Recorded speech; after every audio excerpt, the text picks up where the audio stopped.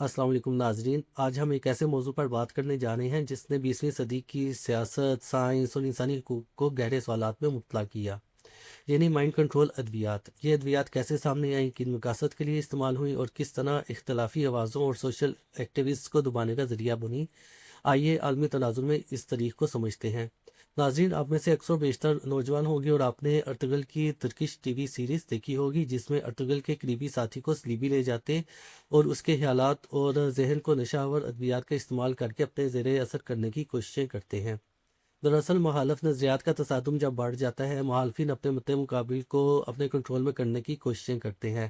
اوائل میں اجسام کو قابو کیا جاتا تھا، تاہم وقت گزرنے کے ساتھ ساتھ عالمی استعماری قوتوں نے دماغوں اور سوچوں کو مطیع کرنے پر تحقیقات شروع کر دیں اور ماضی میں اسے ایک مؤثر ہتھیار کے طور پر استعمال بھی کیا جاتا رہا، جہاں مخالف سیاسی، مذہبی اور دیگر رجحانات رکھنے والوں کو بے اثر کرنے اور عوام میں غیر مقبول بنانے کے لیے ان کے اذہان کو سست اور صلاح دینی والی ادویات کا شکار کیا جانے لگا۔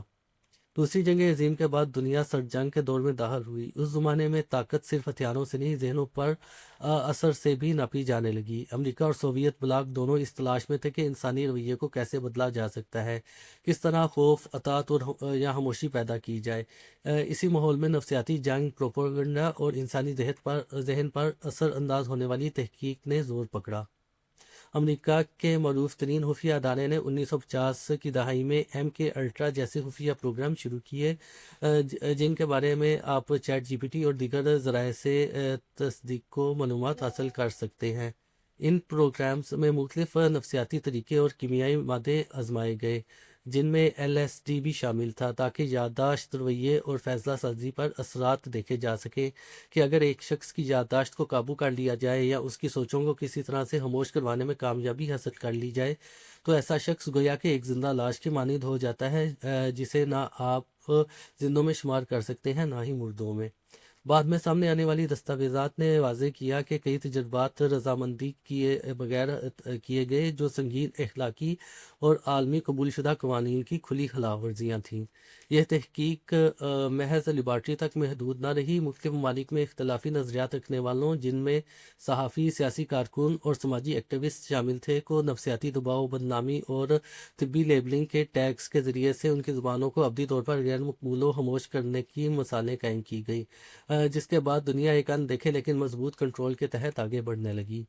جملہ متحدہ کے طور پر شاید یہی وجہ ہے کہ دنیا کی ان اقوام کا دنیا کے دیگر اقوام پر اب تک غلبہ و حکم قائم ہے، جنہوں نے جنگ عظیم دوم کے دوران اور بعد میں دماغوں پر قابو پانے کے ایسے تجربات کیے تھے۔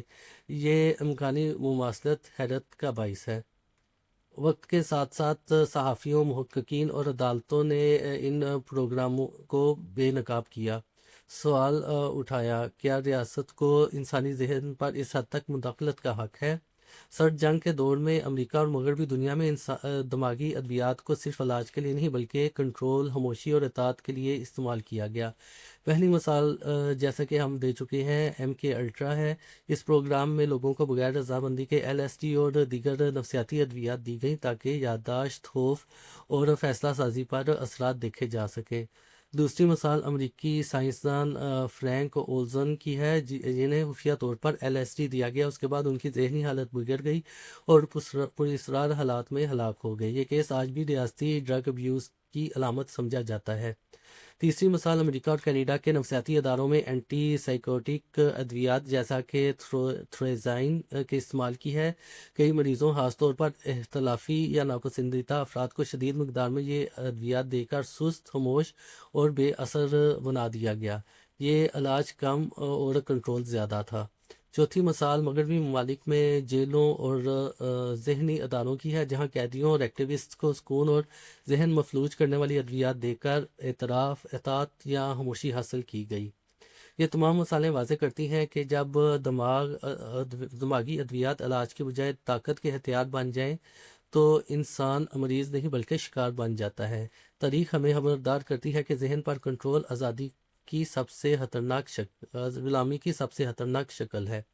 ناظرین، مائنڈ کنٹرول ادویات کی تاریخ ہمیں یہ سکھاتی ہے کہ طاقت اور علم جب شفافیت کے بغیر مل جائیں تو انسانی وقار خطرے میں پڑ جاتا ہے۔ اختلاف رائے جمہوریت کی روح ہے، اسے دبانا نہیں، سننا چاہیے۔ اگر آپ کو یہ ویلاگ معلوماتی لگا تو شیئر کریں، رائے دیں اور ایسے موضوعات پر مکالمہ جاری رکھیں۔ Thank you so much.